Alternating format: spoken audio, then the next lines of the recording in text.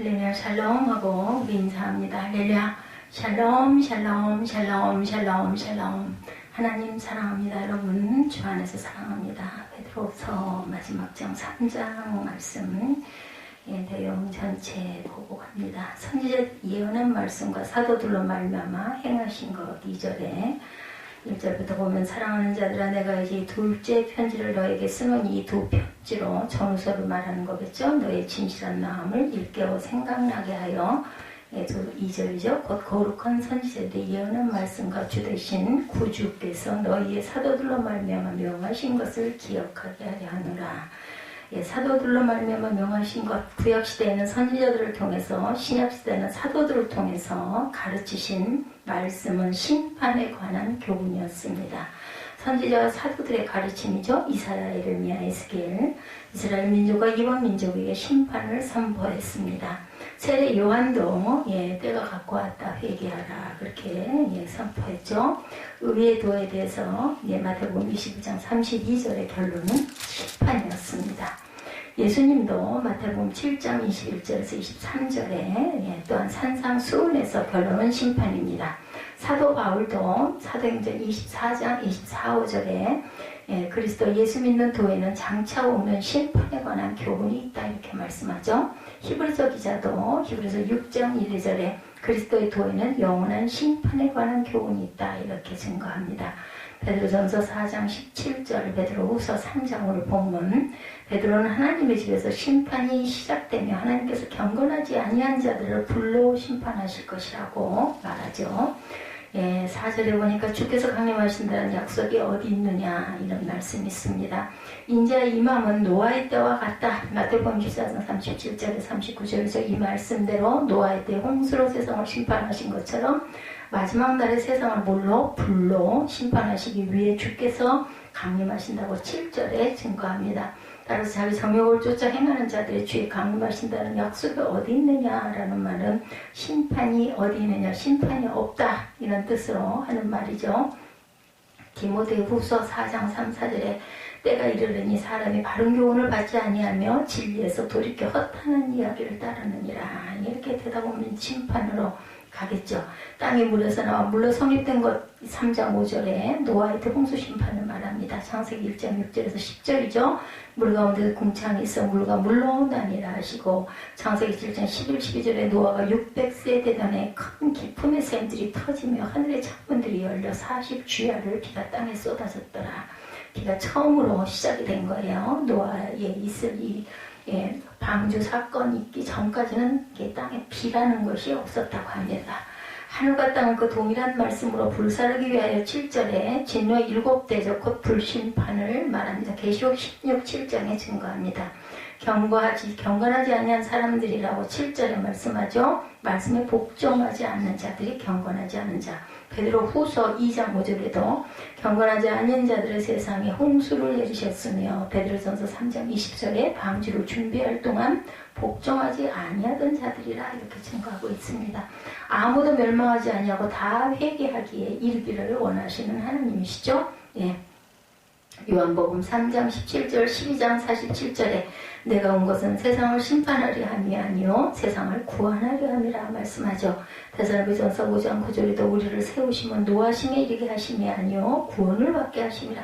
디모데전서 2장 4절에도 하나님 모든 사람이 구원을 받으며 진리를 아는데 이르기를 원하시느니라. 모두 다 구원받기를 하나님께서는 원하고 오래 참고 기다리십니다. 너희가 이것을 바라보라니 주 앞에서 점도 없고 흠도 없이 14절에 보면 이렇게 증거하죠. 평강 가운데 나타나기를 힘쓰라 이렇게 말씀하죠. 뭐라 그래요? 천국을 바라보는 사람은 육체의 조롱을 쫓지 말고 생명의 말씀을 지켜야 한다는 거죠. 빌립보서 2장 12절에서 16절에 항상 복종하여 두렵고 떨림으로 무엇을 이루라? 너희 구원을 이루라. 이는 너희가 흠이 없고 순전하여 어그러지고 거스르는 세대 가운데서 하나님의 흠없는 자녀로 세상에서 그들 가운데 빛들로 나타내며 생명의 말씀을 밝혀 나의 다름질이 헛되지 아니하게 한다 이렇게 말씀하고 있습니다. 베드로서 2장 13절에 전과 후 호색 2절에 탐심 3절에 자기 영광에 대해서 이런 것들이 바로 전과 후이죠. 평강 가운데 나타나기를 힘쓰라 14절이죠. 심판날에 두려움 없이 주님 앞에 담대히 나타나기를 힘쓰라는 말입니다. 요한일서 4장 17, 8절이죠. 사랑이 우리에게 온전히 이루어진 것은 우리로 심판날에 담대함을 가지게 하려 함이니 사랑 안에 두려움이 없고 온전한 사랑이 두려움을 내쫓나니 두려움에는 형벌이 있습니다. 다른 성경과 같이 그것도 억지로 풀다가 스스로 멸망에 이른다. 16절이죠. 예, 뭐라고 말해요? 그 모든 편지에도 이런 일에 관하여 말하였을 때 그 중에 알기 어려운 것이 더러 있으니 무식한 자들과 굳세지 못한 자들이 다른 성경과 같이 그것도 억지로 풀다가 스스로 멸망에 이르느니라 말합니다. 계시록 22장 19절에 이 두루마리의 예언의 말씀에서 제하여 버리면 생명나무와 및 거룩한 성의 참여함을 제하여 버리시리라. 예, 잠언 30장 6절에 너는 그의 말씀에 더하지 말라. 그가 너를 책망하시겠고 너는 거짓말하는 자가 될까 두려우니라. 마태복음 5장 19절에도 이 계명 중에 지극히 작은 것 하나라도 버리고 그같이 사람을 가르치는 자는 천국에서 지극히 작다 일컬음을 받을 것이다. 예, 그래서 무법한 자들은 미혹에 이끌렸다라고 17절에 말하죠. 오직 사랑하는 자들아 너희가 것을 미리 알았은지 무법한 자들의 묘에 이끌려 너희가 굳세돼서 떨어질까 조심하라고 말합니다. 예, 창조시대 에덴 동산에 출애굽시대는 광야교회, 예, 무법한 자들의 미혹에 이끌려서 다니는 예, 주님시대는 마태복음 7장 15절에서 20절, 성령시대는 사도행전 20장 28절에서 32절, 베드로후서 2장 1절에서 8절, 유다서 1장 3, 4절, 무법한 자들의 미혹에 이끌린 그러한 사람들, 재림시대는 계시록 2장 3절 그리고 13장에 증가하고 있습니다. 이렇게 해서 베드로후서 3장이 마지막 장이 끝이 났어요. 그죠? 예, 베드로는 성도들에게 주의 재림으로 인한 이단에게 대해서 이렇게 진술하면서 그러한 자들의 미혹에 넘어가지 말고 믿음을 굳게 지켜 재림 신앙을 소유하라고 권면합니다. 미혹자들은 그리스도의 재림 때에 심판을 받아 멸망을 당할 것이며 거룩한 길로 행하여 믿음을 지킨 성도는 새하늘과 땅을 바라보게 될 것이라는 약속을 주고 있습니다. 이단들에 대한 경계에 대해서 1, 2절에 증거하죠.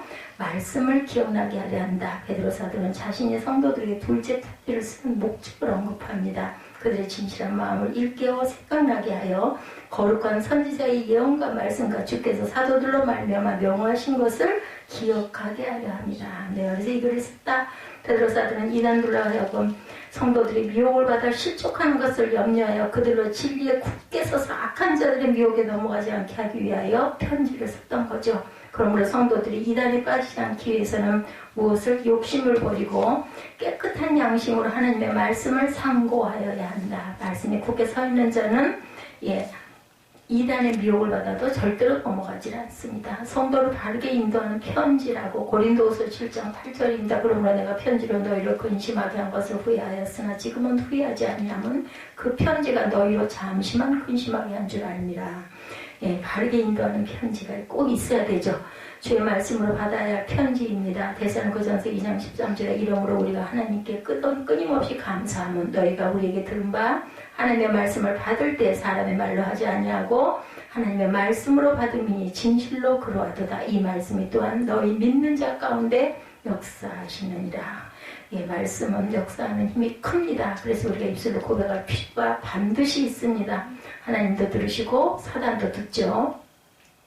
말세에 기롱하는 자들이라고 3절에서 5절에 말하고 있죠. 베드로 사도는 말세는 하나님의 진리의 말씀을 기롱하는 자들이 나와서 정욕대로 행동할 것이라고 말하고 있습니다. 3절에 한번 볼까요? 기롱이라고 말을 하고 있나? 조롱이죠. 조롱도 여기는 기롱으로 기록서 바이블에는 나와 있었어요. 이상해서 제가 지금 다시 한번 보려고 하는데 조롱과 기롱이 같은 뜻인 거죠. 그들은 거짓 교리로 성도들을 미혹하여 자신들과 같이 방탕한 삶으로 끌어들여 타락시키고 사단의 노예로 전락을 시키기 위해서다. 베드로 사도는 하나님의 진리의 말씀을 조롱하는 자들이 나와서 정욕된 행동할 것이다. 그들의 특징은 육체의 정욕을 쫓아 방탕한 일. 역사적으로 복음을 왜곡시키는 자들을 육체의 정욕을 쫓아 음행을 행하는 것이 특징임을 증명하고 있습니다. 이러한 자들이 바로 사단의 도구로 주의 재림 때의 사단과 같이 멸망의 심판을 받을 자들이다. 주의 존재를 의심하죠. 말라기 2장 17절에 너희가 말로 야훼를 괴롭게 하고도 이르기를 우리가 어떻게 야훼를 괴롭혀 드렸나이까 인도다. 이는 너희가 말하기를 모든 악을 행하는 자는 야훼 눈에 좋게 보이며 그에게 기쁨이 된다 하며 또 말하기를 정의의 하나님이 어디 계시냐 함이니라. 아주 이상한 말을 하고 있죠. 악을 행하는 자는 야훼 눈에 좋게 보인다 이렇게 말을 하고 있습니다. 영원히 멸망을 받을 것이라고 데살로니가 후서 1장 8, 9절이죠. 하나님을 모르는 자들과 우리 주 예수의 복음에 복종하지 않는 자들에게 형벌을 내리시리니 이런 자들은 주의 얼굴과 그의 힘의 영광을 떠나 영원한 멸망의 형벌을 받으리라 증거합니다. 제 이름을 부정하는 멸망받은 자들에 대해서 4절에서 5절 말세에 조롱하는 자들은 주의 제 이름에 대한 말씀을 부정하여 주의 강림하신다는 약속이 어디 있느냐 라고 말하며 진리의 말씀을 조롱합니다. 베드로사들은 예수 그리스도의 제 이름을 부인하고 조롱하는 자들이 하나님의 말씀으로 천지가 창조되었고 홍수로 세상이 심판받았던 일을 잊으려 한다. 5절에 이렇게 말을 하죠. 이는 하늘의 예적 붙어있는 것과 땅의 물에서 나와 물로 성립된 것도 하나님의 말씀을 된 것을 그들이 일부러 잊으려 하느니라. 이런 말미암아 그때의 세상은 물이 넘침으로 멸망하였을 때 이제는 앞으로는 하늘과 땅은 동일한 말씀으로 불사르기 위하여 보호하신 바 되어 경건하지 아니한 사람들의 심판과 멸망의 날까지 보존하여 두신 것이라. 불로 심판하기 위해서 보존해 뒀다라고 말씀합니다. 이들은 하나님의 과거의 홍수 심판을 일부러 잊음으로 그때 사람들처럼 육체의 성욕을 쫓아 행하며 마음대로 담대하게 죄를 범합니다. 이런 자들은 결국 하나님의 홍수 심판 때의 말씀을 믿지 않아 심판을 받은 자들과 같이 그리스도의 재림 때 심판을 받아 멸망을 당하게 되는데 무엇으로? 불로 심판을 당할 것이다. 하나님께서 말씀으로 세상을 창조하셨듯이 그때는 말씀으로 세상을 불살라 악인들을 태워 제거하실 것이다. 불로 태울 불순물이 타서 없어지고 순수한 정금이 나오듯이 세상은 하나님의 말씀에 불로 정화되어 모든 죄악이 사라지고 오직 하나님과 그의 거룩한 백성만이 거하게 될 것이다. 판결이 정해진 자들이죠. 유다서 1장 4절 이는 가만히 들어온 사람 몇이 있으니라. 그들은 옛적부터 이 판결을 받기로 미리 기록된 자니 경건하지 아니하여 우리 하나님의 은혜를 도리어 방탕한 것으로 바꾸고 홀로 하나이신 주제 곧 우리 주 예수 그리스도를 부인하는 자니라. 유기된 상태로 있는 악인 로마서 1장 24절입니다. 그러므로 하나님께서 그들을 마음에 정욕대로 더러움에 내버려 두사 그들의 몸을 서로 욕되게 하게 하셨으니 이는 그들이 하나님의 진리를 거짓 것으로 바꾸어 피조물을 조물주보다 더 경배하고 섬김이라. 주는 곧 영원히 찬송할 이시로다. 주의 날을 소망하여야 할 성도들이죠. 8절 9절에 더디지 않은 주의 약속에 대해서 말씀합니다. 사랑하는 자들아 주께서는 하루가 천년 같고 천년이 하루 같다는 이 한 가지를 잊지 마라. 주의 약속은 어떤 일이 더디다고 생각하는 것 같이 더딘 것이 아니라 오직 주께서는 너희를 대하여 오래 참으사 아무도 멸망하지 아니하고 다 회개하게 이르기를 원하시느니라. 그러나 주의 날이 도둑같이 오리니 그날에는 하늘이 큰 소리로 떠나가고 물질이 뜨거운 불에 풀어지고 땅과 그 중에는 모든 일이 드러나리로다. 이렇게 말씀하고 있습니다. 초대교회 성도들은 예수님의 재림이 자기들이 살아있는 동안에 곧 이루어질 것이라는 기대와 소망을 갖고 있었어요. 그런데 자신들의 기대대로 예수님의 재림이 곧 이루어지지 않자 믿음이 약한 자들은 실망해서 재림신앙에 회의를 갖게 됩니다. 베드로는 이러한 자들에게 믿음을 경고해야 할 것을 권고하죠. 주의 재림이 더디다고 생각하는 자들에게 하나님께서 왜 재림을 빨리 하시지 않는 데 대해서 모두 다 구원받게 하기 위해서 하나님께서는 죄인들이 한 사람이라도 더 회개하도록 오래 참으시는 분. 사랑의 하나님께서는 한 사람이 더 멸망받는 것을 원치 아니하시죠. 반드시 이루어지는 약속입니다. 요한복음 8장 56절입니다. 그러니 이스라엘의 하나님이여 원하건대 주는 주의 종 내 아버지 다윗에게 하신 말씀이 확실하게 하옵소서. 솔로몬의 고백이겠죠. 처음과 나중 되신 하나님. 계시록 1장 8절입니다. 주 하나님이 이르시되 나는 알파와 오메가라. 이제도 있고 전에도 있었고 장차 올 자요 전능한 자라 하시더라. 그리스도의 명령 도둑같이 임하는 주의 날이죠. 10절 베드로 사도는 도적이 예고 없이 갑자기 오듯이 예수 그리스도의 재림도 예고 없이 갑자기 임할 것이다. 이렇게 증거합니다.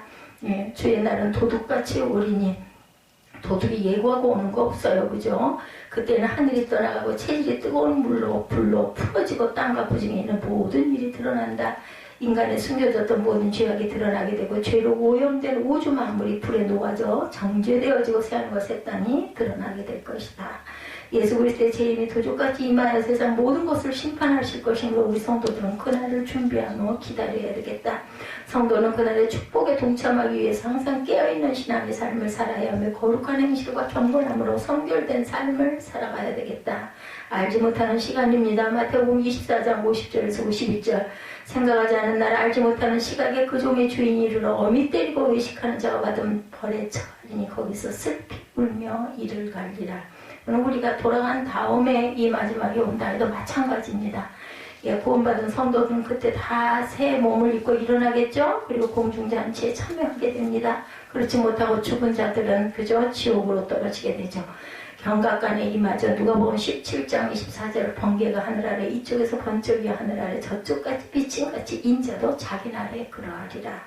종말을 맞이하는 성도의 삶에 대해서 정과 흠 없이 평강 가운데 거해야 한다고 14절에 그러므로 사랑하는 자들아 너희 그것을 바라보나니 주 앞에서 점도 없고 흠도 없이 평강 가운데 나타나기를 힘쓰라. 또 우리 주의 오래 참으심이 구원이 될 줄로 여기라. 우리가 사랑하는 형제 바울도 그 받은 지혜들은 너에게 이같이 썼고 그 모든 편지에도 이런 일에 관하여 말하였을 때 그 중에 알기 어려운 것이 더러 있으니 무식한 자들과 굳세지 못한 자들이 다른 성경과 같이 그것도 억지로 풀다가 스스로 멸망에 이르느니라. 예, 베드로가 바울을 예를 들어서 얘기하고 있습니다. 천국의 거룩한 백성이 된 성도들은 주 앞에서 흠없고 점도 없는 거룩하고 성결한 삶을 살아가야 되겠다. 점과 흠이 없이 거룩한 삶을 사는 성도들은 예수께서 재림하셔서 이 세상을 심판하실 때 평강 가운데 일어나겠죠. 그러므로 베드로 사도는 마지막 심판날의 평강 가운데 나타남을 받기 위하여 이 땅에서 점과 흠이 없는 거룩한 삶을 살도록 성도들에게 권면합니다. 하나님의 전신갑주를 입어야 되겠죠. 예배소서 6장 10절에서 11절입니다. 끝으로 너희가 주 안에서와 그 힘의 능력으로 강건하여지고 마귀의 관계를 능히 되기 위하여 하나님의 전신갑주를 입으라. 거룩한 산제사를 드려야 되겠죠. 로마서 12장 1절입니다. 그러므로 형제들아 내가 하나님의 모든 자비하심으로 너희를 권하노니 너희 몸을 하나님의 기뻐하시는 거룩한 산제물로 드리라. 이는 너희가 드릴 영적 예배니라. 하나님의 지혜로 풀어야 할 말씀이죠. 15절에서 18절까지 증거합니다. 또 우리 주의 오래 참으심이 구원이 될 줄로 여기라. 우리가 사랑하는 형제 바울도 그 받은 지혜들은 너희에게 이같이 썼고 이렇게 얘기합니다. 17절에 그러므로 사랑하는 자들아 너희가 이것을 미리 알았은즉 무법한 자들의 미혹에 이끌려 너희가 굳센 데서 떨어질까 삼가라. 오직 우리 주 구주 예수 그리스도의 은혜와 그를 아는 지식에서 자라가라. 영광이 이제와 영원한 날까지 그에게 있을지어다. 그것을 깨달아 아는 너희들에게 있을지어다 라는 말씀이죠. 예, 베드로 사도는 마지막 재림에 대한 말씀을 기록하면서 형제 바울도 자신과 같은 말씀을 기록했음을 밝히죠. 베드로는 바울의 말씀을 기록할 때 자의로 하지 아니하고 하나님께로부터 받은 지혜대로 기록했으므로 사사로이 억지로 말씀을 해석하여 스스로 멸망에 이르지 않기를 권면합니다. 초대교회에서는 개주의 재림을 고대했으나 성도들의 생각대로 이루어지지 않았어요. 그죠? 예수의 재림 자체를 부인하는 이단 사설이 횡행합니다. 현대에 와서는 예수 재림 날짜를 예언하는 성도들을 미혹하는 일들이 많이 일어났었어요. 그죠? 이 모든 이단 사설들은 성경을 억지로 풀어서 자기들의 주장을 변호하는 증거로 전락시켜버린 데서 생겨납니다. 이러한 자들은 결국 하나님의 진노의 심판을 받아 멸망을 받을 자들이다. 베드로는 성도들에게 그러한 미혹에 이끌려 굳센 믿음의 자리에서 떨어질 것을 조심해라 말씀하죠. 성경을 자세히 읽어야 합니다. 이사야 34장 16절에 너희는 야훼의 책에서 찾아 읽어보라. 이것들 가운데 빠진 것이 하나도 없고 제짝이 없는 것이 없으니 이는 야훼의 입이 이를 명령하셨고 그의 영이 그것들을 모으셨습니다. 사사로이 풀리지 않은 말씀이라고 베드로서 1장 20절에서 21절에 먼저 할 것은 성경의 모든 예언은 사사로이 풀 것이 아니니 예언은 언제든지 사람의 뜻으로 낸 것이 아니 오직 성령의 감동하심을 받은 사람들이 하나님께 받아 말한 것입니다.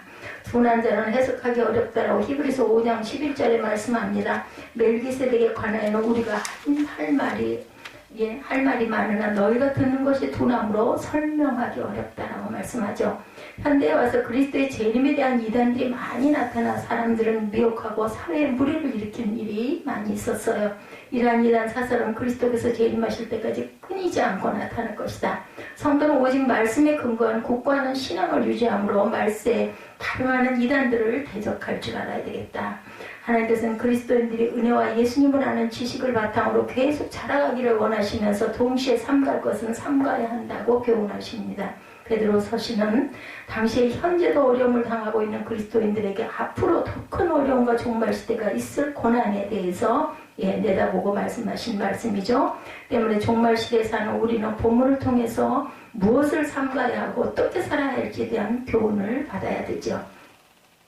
비대면 예배를 드리는 그러한 교회들이 많습니다. 그리고 뉴스도 수시로 많이 일어나고 지금까지 사회적 거리두기를 하면서 예배 드리면 되겠지 했는데 이제는 점점 더 그죠? 직원들이 막 이렇게 교회에 전화를 하고 교회에 찾아가기도 하고 비대면 예배를 드리지 대면 예배 드리지 말라는 내용들을 많이 하지만 아직까지는 영상을 찍는데 필요한 인원 최소 인원이다 해서 20명을 허락해서 그 20명으로 예배들을 많이 드리고 작은 교회들은 그나마 다행인데 중대형 교회는 10부도 드리고 20부도 드리지 않겠나. 제가 직접 가보지는 않았지만 이런 마음이 듭니다.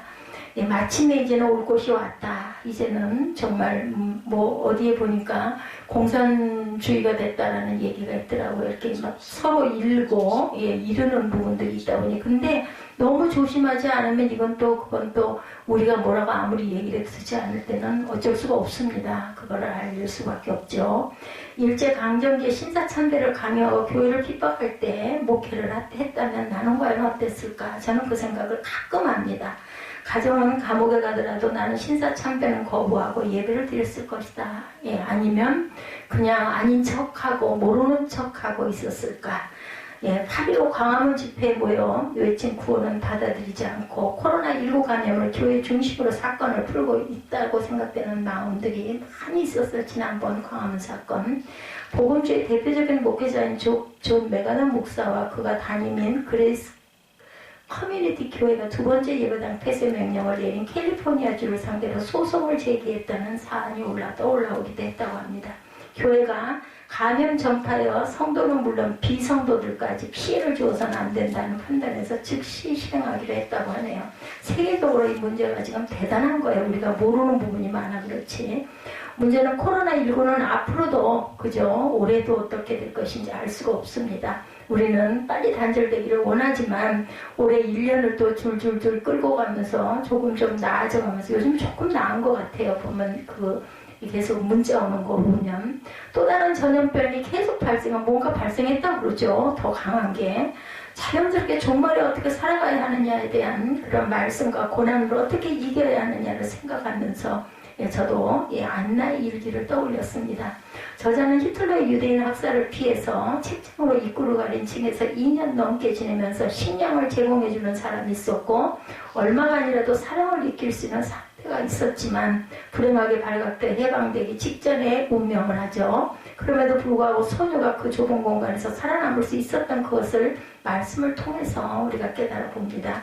베드로 사도는 당시에 현재도 고난이 있지만 앞으로는 더 큰 고난을 당하게 될 성도들에게 말세에 있을 고난까지 바라보면서 구약 성경에서의 거룩한 선지자의 예언한 말씀과 신약 성경에서는 주되신 구주께서 너희의 사도들로 말미암아 명하신 것이다 이렇게 증거합니다. 그 이유는 성도들의 진실하고 순진한 마음을 일깨워서 하나님 말씀을 기억나게 하도록 하기 위해서였겠죠. 말세에 거짓 사상가들이 예수님을 조롱하면서 재림을 부정할 것이지만 하나님께서는 혼돈과 공허한 우주를 질서 있게 창조하셨고 노아 시대는 홍수로 심판하셨으며 하루가 천년 가고 천년이 하루같이 시간을 초월하신 분이라는 것 그리고 하나님의 백성들이 다 돌아올 때까지 기다리시는 것이다. 이렇게 베드로후서 3장에 증거하죠. 무엇보다 확실한 것은 재림하시는 때 10절이죠. 그날에는 하늘이 큰 소리로 떠나가고 체질, 원소들이 뜨거운 불에 풀어지고 땅과 그 중에 있는 모든 일이 드러나리로다. 불타버린다. 심판의 현상입니다. 예수께서 재림하실 때 하늘이 불에 타서 풀어지고 땅의 원소들이 뜨거운 불에 녹아지고 세상의 모든 것들이 불에 타서 풀어져서 죄로 물든 것들이 없어지고 새하늘과 새 땅 한바탕 뒤집어진다는 거죠. 모든 인류는 다 살지 못하겠죠. 새로운 땅이 생기겠죠. 그것은 우리 영혼들은 살아날 것이라는 겁니다. 저는 그렇게 해석을 합니다. 명심할 것은 세상에 영원하지 않는다는 것과 예수님의 재림은 도둑까지 갑자기 이루어진다는 것, 성경에서 증거하니까 우리는 그걸 믿습니다. 우리가 비록 죽어서 수천 년, 수만 년, 수백만 년 후가 된다 할지라도 그 일은 일어날 것이며, 그때 우리 구원받은 모든 영혼들은 새하늘과 새 땅을 차지하고 기쁨으로 살아갈 것이다. 마태복음 24장 44절에 이러므로 너희도 준비하고 있으라, 생각하지는 때 인자가 오리라 말씀하셨습니다. 종말이 없다는 주장들이 많이 있죠. 재림이 없다는 의심을 절대로 갖지 마시기 바랍니다. 세상은 하나님께서 운영하시지 않는다는 의심을 비워야 합니다. 그게 언제일지는 모르지만 시화 때는 하나님의 소관에 있지만, 한 걸음 더 나아가 종말이 없다는 주장을 또한 경계해야 합니다. 왜냐하면 성경에 있으니까. 진리로 왜곡하는 큰 사상을 계략적으로 보면 법제정과 집행을 불꽃 같은 눈으로 지켜보기 때문이다. 국회에서 제정한 법이 아니더라도 재난 중이기 때문에 행정명령으로 대면 예배를 금지하는 현상을 경험한 분들이 많아요. 그죠? 국가법이 우리의 신앙생활 그보다 밀접하다는 것을 우리는 인정 안 할 수가 없습니다. 이런 일이 닥치고 보니까, 그죠? 의식 있는 전문가들은 종교인 과세가 이루어지고 차별금지법이 통과되면 교회는 생명력을 상실하게 될 것이다, 이렇게 예견한다고 합니다. 또한 유럽 문화를 경험한 전문가들은 대한민국도 난민법으로 이슬람을 받아들이면 기독교는 더욱 어렵게 될 것이다, 이렇게 또 내다보기도 한다고 하네요. 세계 유일의 분단 조국에 살면서 통일을 위해서 기도해야 되죠. 우리는 그냥 정말 하나의 그저 입버릇처럼 항상 기도합니다. 동일한 목표가 평화 통일이라도 방법은 다를 수 있지만 8.15 광복절에 광화문에서는 종전선언, 미군 철수, 한미 군사 훈련 금지 등을 주장하는 집회가 있기도 했습니다. 이러한 현상을 무관심이 아니라 무거운 마음으로 우리는 바라봐야 되겠다. 하나님께서 역사를 주관하지 아니하신다고 믿는 가장 큰 주장이 누구예요? 공산주의자들이죠. 공산주의는 70년 만에 실패로 끝났음에도 중국인들은 여전히 모택동을 존경하는 것을 보면서 사상의 중요성이 얼마나 중요한지, 확실한 기독교 사상만이 공산주의를 막을 수 있다는 것을 또한 우리가 알고 가야 합니다. 모든 것에서 하나님 중심을 주장하다가 중세 암흑기를 만나게 되면서 하나님의 형상을 닮은 사람을 존중하는 사상이 주류를 이루게 되었지만, 균형을 잃어버리면 모두가 멸망받을 수밖에 없다는 거죠. 그리스도의 삶, 예수님의 재림으로 천지가 없어지고 새하늘과 새 땅이 온다고 믿는다면 거룩한 삶을 우리는 살아야 되겠죠. 14절에 증거하죠. 그러므로 사랑하는 자들아, 너희가 이것을 바라고 나니 주 앞에서 점도 없고 흠도 없이 평강 가운데 나타나기를 힘쓰라는 말씀을 최고의 명령으로 받으시기 바랍니다. 요즘에 좀 이렇게 보니까 요즘에는 정말 자녀 기르기가 힘들기 때문에 자녀 낳는 것들을 정말로 중요하게 여러 번들 생각한다라는 이야기가 거의 한 10여 년 전부터, 지금은 극에 달아 있죠. 아수르가 예루살렘을 렘을 포위했을 때 애국을 의지하는 것도 조공을 바치는 것도 다 합사였었죠. 하나님께 참회의 기도를 드리면서 기도할 때 구슬을 들어서 물러가게 하시고 아수르 왕을 죽이신 사실을 저와 여러분들은 성경 속에서 압니다. 우선순위, 하나님 앞에 바로 서는 것, 하나님께 탄원하는 것이라는 것을 우리가 잊지 마십시다. 이사야 35장에 증거합니다. 또한 소망을 가져야 되겠죠. 베드로서 3장 13절에 우리는 그 약속대로 의에 거하는 새하늘과 새 땅을 바라보다다. 고난이 심할수록, 캄캄한 밤이 지속될수록 살기 위해서는 소망이 필요해요. 캄캄한 밤이 지속되지만 반드시 아침은 옵니다. 안나 일기에서 소녀가 2년 넘게 갇혀 살면서도 견딜 수 있었던 원동력은 세계적인 작가가 되겠다는 희망이었다고 합니다. 결단을 위해서 우리는 또 살아야 되죠. 예수께서 십자가를 앞에 두고 요한복음 17장 1절에 예수께서 이 말씀을 하시고 눈을 들어 하늘을 우러러 이르시되 아버지여 때가 이르렀사오니 아들을 영화롭게 하사 아들로 아버지를 영화롭게 하게 하옵소서라는 기도에서 종말 시대를 사는 우리가 배워야 할 것들이 있습니다. 첫째, 전능하신 하나님은 우리와 친밀한 아빠라는 신앙이 필요합니다. 예수께서는 하나님을 아람어로 아빠라고 부르죠. 전능하신 하나님께서는 우리의 아빠이셔요. 우리의 고통을 아시죠. 이사야 41장 10절에 두려워하지 말라 내가 너와 함께함이라 놀라지 말라 나는 내 하나님이 됨이라 내가 너를 굳세게 하리라 참으로 너를 도와주리라 참으로 나의 오른손으로 너를 붙들리라. 그냥 오른손이 아니라 의로운 오른손입니다. 하나님이 우리를 지켜주실 거라는 믿음을 갖고 살아가시기 바랍니다. 두 번째, 사명을 감당해서 영광을 돌려야 합니다. 예수께서 아들로 아버지로 영화롭게 하게 해달라고 기도하셨죠? 예, 축구 선수가 골이 났는데 무릎 꿇고 하나님께 영광을 돌리는 뭐라 그러죠? 세레모니. 여러분, 저도 봤습니다. 연예인이 상을 받으면서 하나님께 영광 돌린다는 단어를 사용하기도 합니다. 눈물을 흘리면서. 정확한 뜻은 하나님께서 맡기신 일을 완성한 뒤에 그 일로 영광을 돌린다고 사용하는 것이죠. 예수께서는 하나님께서 이른 자를 구원하시라는 사명을 이루기 위해서 대속물이 되시는 것이고, 우리에게 주신 사명은 다시 오실 예수님을 매일매일 준비하면서 오늘이 마지막 날처럼 최선을 다해서 최고의 삶을 감사함으로 살아내라는 거죠.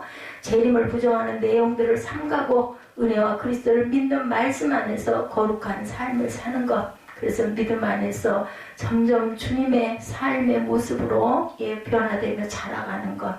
하나님의 말씀으로 받고 기쁨으로 소망 중에 기도하시는 저와 여러분이 되시기를 주님의 이름으로 축복합니다.